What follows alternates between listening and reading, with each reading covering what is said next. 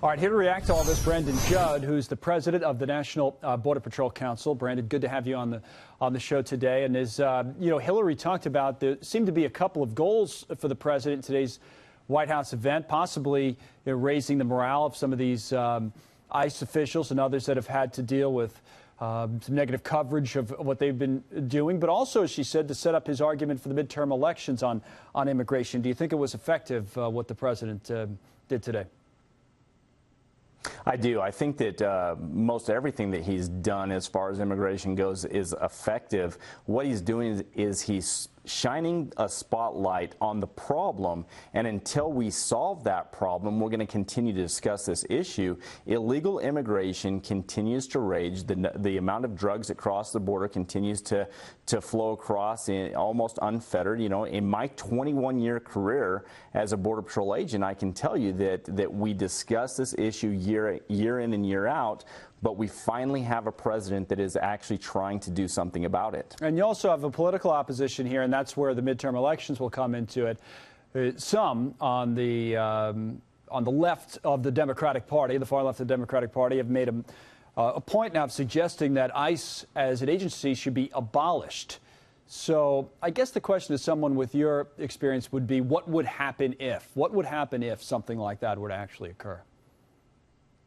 Well, if you abolish ICE, you might as well abolish the Border Patrol as well. If we don't have that second tier to patrol the interior of the border, to find those individuals that were able to elude the Border Patrol, you're just not going to have border security. Border security is an issue that the vast majority of the public wants. And until we address this issue and we stop using rhetoric like abolish ICE, a law enforcement agency that is keeping our citizens safe, you know, frankly, it's crazy. All right, let me show you a couple things before I let you go on the screen and get you to react to them. One is, I mentioned there's been negative coverage of the president's immigration policies. In the network news, according to a recent study, 92% of the coverage was negative.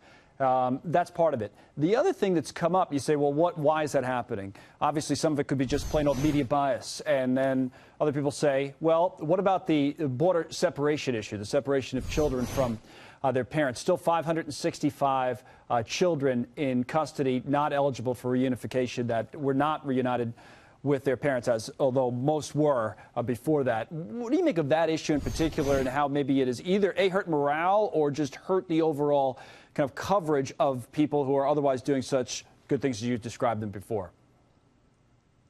Well, I don't think that the morale of the Border Patrol agents is going to be hurt by the far left media. It just isn't going to happen. We know that we have the support that we need in order to get the job done. We also know that everything is going to be nitpicked. Everything is going to be put under a microscope because this is something that President Trump advocates and wants.